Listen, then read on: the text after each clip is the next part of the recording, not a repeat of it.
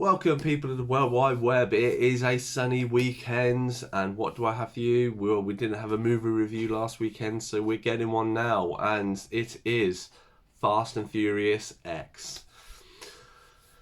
So, anybody who doesn't know what the Fast and franchise is filmed, they're basically film about Vin Diesel's character Dominic Toretto and his kind of family of kind of crooks, gangsters. Or they were, but then they kind of become good and use the word family. It always comes up a lot.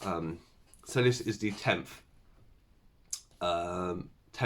film of the franchise. Now this was supposed to be a two-parter, or this and 11 was supposed to be the last two films in the franchise. It actually there is rumours that it's 10, 11 and 12. What reason?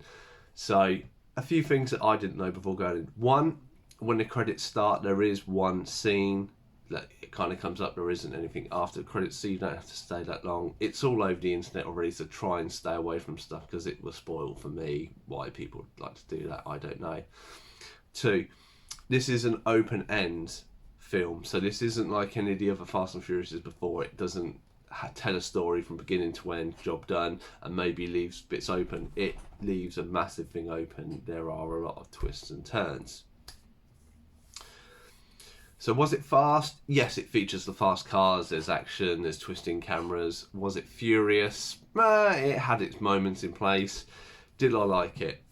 In a nutshell, it was alright, but I felt it was a little bit of a disaster pot, all mixed in. So anybody who doesn't know kind of the story leading up to it, obviously this is about, it covers back from, I think, the Rio de Janeiro film, which is 5, I think, of Fast and Furious, where they steal basically the bank vault of some criminals. In the process, they end up killing the criminal mastermind behind it, or the gang boss. And this story basically sets off that he actually had a son, and we get to revisit the end part of that film when in it, the safe, and you get to see his son kind of superimposed in there. He's called Dante, and he's played by Jason Momoa. And then it is his kind of revenge suit going after Dominic and making him suffer. He doesn't want to kill him straight out. He wants to make him suffer by getting to the people close to him. That's it in a nutshell. This is a spoiler review because there's so much I want to talk about that just gives up. So, I was mixed on going to see this. Obviously, I've seen 9 other Fast and Furious films. Like, what more can I do? How extreme, you know? And it started off all right. You know, they start building the plot. Cypher turns up at Dom's house. She's injured, and this kind of relationship between Dom, Letty, and Cypher. Obviously, she killed Dom's previous partner when Letty had disappeared. So there was vengeance, and she basically lets him know that there is this person, the devil, Dante, who's out after him, and it's a warning. The cops turn up, take her away. They then realise when the cops turn up that the rest of his gang have gone to Rome to do a job, but it's not them, they've been set up by Jason Momoa, and this is the whole them stealing some files, but it's not files, it's an explosive device, and then they go through Rome and he's trying to blow up the Vatican, and it's just a flaming ball everywhere and chaos. This then leads to stuff going wrong. They're now then wanted by Jason Momoa kind of orchestrates it. They kind of are responsible for this, and then they're on the wanted, and they all go off hiding and trying to escape, and it's all them going here, there, and everywhere.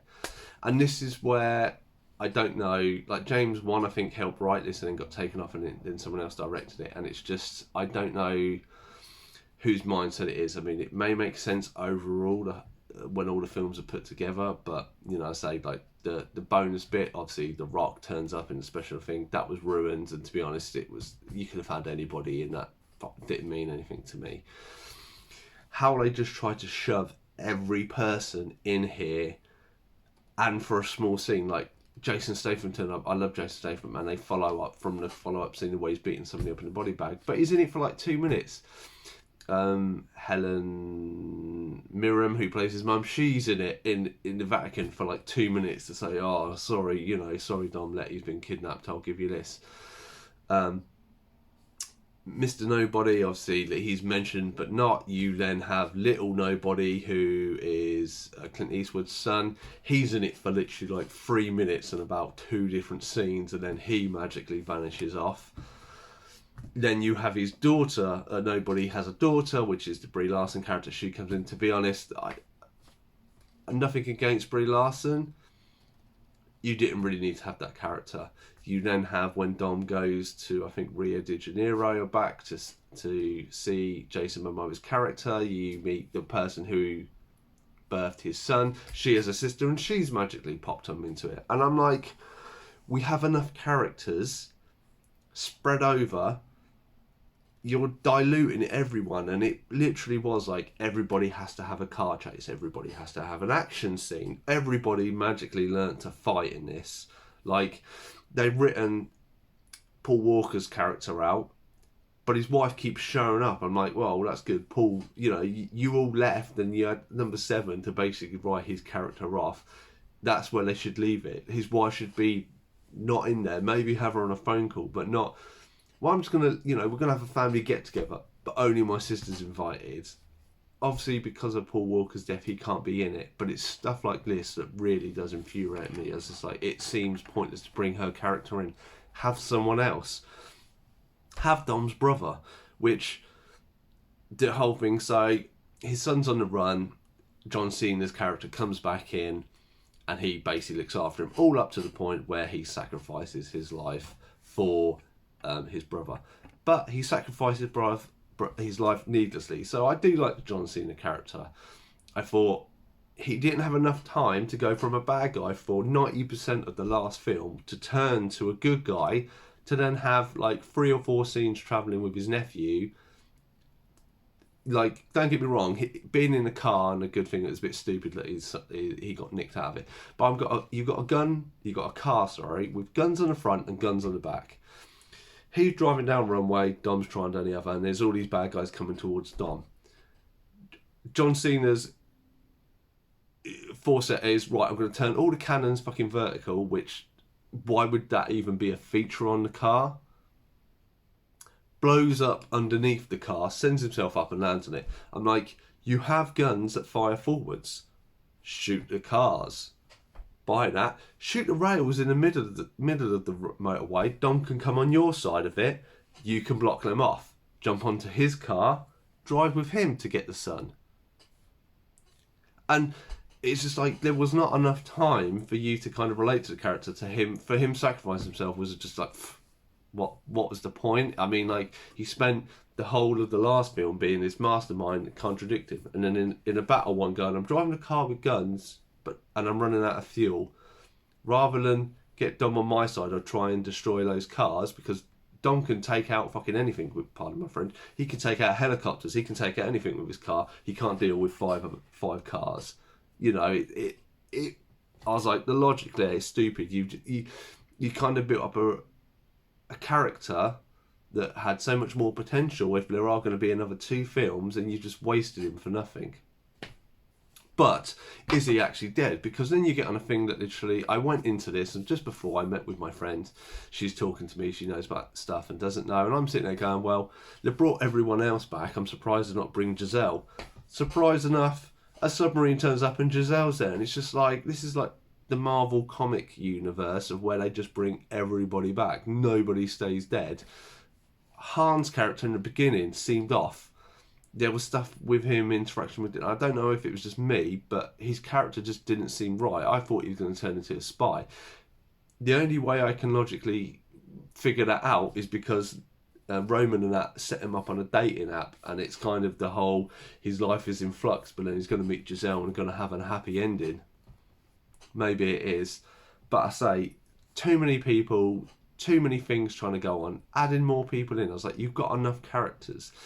What worked for me is when they saved Dom's son in a plane, you have a bigger universe. You have Sure. So Jason Statham's character, him and his brother, who obviously his brother was supposedly dead, Tokyo Drift, and then comes out of coma. Those two go and save Dom's brother, and that scene, those scenes at the end were perfect. They used the characters to the right amount. They had enough screen time and a few action scenes and stuff to get their message across, and then they went out of it. Whereas this, it's like sprinkle a person here, sprinkle a person there. And I say maybe as 3 films and you put them all together, if that is how 10 and 11, 12 will end, you know, if that's how it will work overall, kind of a bit like Lord of the Rings as the first one's explaining characters and it's a lot of dialogue, I don't know. To me, it didn't work. Everyone that I know loves Jason Momoa's character. I thought he was all right. Now, I'm probably going to get a lot of hate for this, but basically, he portrayed a villain that we've not seen in the Fast and Furious franchise, that is basically nuts and he's a bit silly. Because it's so different, I think that's why people gravitated to him. A lot of people have said that's the best part of the film. And to be honest, I don't think he carried the film as good as he could have. What carried it for me, I liked the introduction of Alan Richardson's character, Ames. All the way throughout it, I'm like, you're all right as a cop, good guy, but you seem like a bad guy. Why were you not a bad guy? Oh, just before the end of the film, he is a bad guy, which makes logical sense because literally the one thing I didn't get, he takes over nobody's company. We're going to get Dom Toretto, you know, everything he's done and that, you know, it can't be stopped. They capture him in Rio de Janeiro, stick him in the back of the car gets blown up and a few of his people die. Literally 20 seconds later, here Dom, have a gun, I'll help you. What?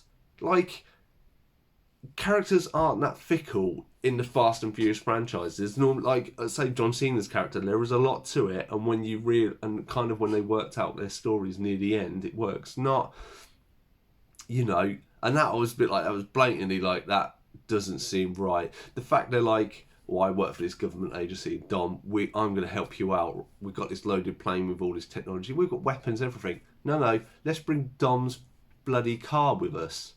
And I'm like, what? You're fighting criminals' action. The only device which Brie Larson's character, which is the God's Eye, which is featured in one of the other ones, and she was bloody useless having it on and then gives it up to Jason Momoa's character in the end anyway. I was like, surely there's other technology out there. You know, it's characters like Roman and Han and stuff. They should have had more time with them. You know, and and I know it's mentioned like 56 times. It says family. Like, to me, what Vin Diesel in real life has like said and stuff. The story is about family. So why was it not him and his family trying to get his son back? Not going, everyone turn up. I take my son driving. We all turn up.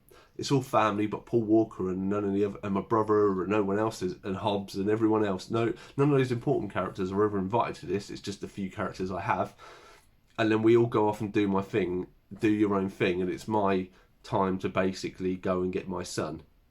That's not family. That's you doing your thing on your own. That's kind of been done before. That's, you know, bring them members of your family in. Like, they should have really brought it to a more concrete conclusion, because even like it's a bit like, oh, he controls 2 fuel trucks and he blows up the bridge and conveniently enough he goes down. I'm like, this guy lost all his money 10 years ago. He was put in a coma. Magically, where is he getting all this money? Where is he getting this technology stuff? Because he gets stuff from Cypher, and even the Cypher's role, I really liked her and Letty's fight. Suppose it wasn't done without any director or something. But the first scene of it, when he comes in, he's like, well, I've kidnapped family members of all your agents and that. And obviously this is someone who is a, you know, technology mastermind. And they all go to shoot her and she's like, no, I've got this device on my belt that will stop you. Hold on a second, love. You haven't really done much fighting throughout any of what we've seen you. You're a high-tech genius and you just showed 15 people with armed weapons in the thing that have knives and could probably beat you up. Here's what you need to blow up to actually use your guns. I'm like, surely she should have been like, well, here's a device. I'll just send it, you know, all the guns that you're holding will explode or paralyze you or electric shock you. And then she could just walk out. There was stuff like that. I'm like, I don't know who wrote this film. I don't know who come up with this. But it just seemed to be like somebody had gone, well, we'll take this design and we'll bring this character in and this person can come in and this person. I'm like, you've spent 9 films crafting a world and crafting a family. Center on that. Let Roman, you know, all the other members of the family have shining lights. You know, you don't need to have Paul Walker's character or even his. Have them away, and at the very end, have them all sitting down for a big dinner, have like pictures on the mantelpiece, and go like, you know, like Brian and that, they've got their lives, they don't keep it, you know, they don't keep anything, we've resolved this issue, you know, we can go see them on the beach or something, like kind of was at Seven, and that, you know, and then go visit them at like Mela Beach House and have one of their brothers there, and just, it doesn't have to show them, it's like only like a 20-second scene, job done. Now I know people love this film, and I'm going to rate it like 5.5. I was going to rate it 6, but I've gone down 5.5. To me, it's a mess. There are bits I liked, there are bits I didn't like. As a first part, this doesn't fill me with anticipation to go see the next one. I do like Alan Richardson Ames' character. I do like to see where they're going forward, but the plot seemed all over the place and everything.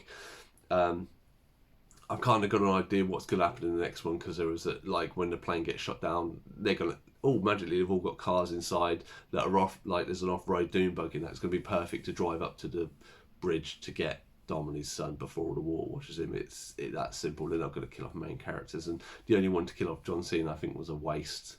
But we shall see. Anyway, this has been my review of Fast X. Obviously, apologies, it's a very long video. I've got lots of mentions. I say it's not the worst film. It is definitely worth the watch. If you're a fan of Fast and Furious films, you probably will love this. I just think it was very lacking in places. Now, maybe I might watch the second part or the final part, whatever comes out next, and maybe I might be convinced that it's 2 years away. We shall see. But anyway, thanks for staying along the video. Please do like, comment, and subscribe. Have you seen the movie? Do you think I'm wrong? Please let me know in the comments. Otherwise, I'll see you in the next one.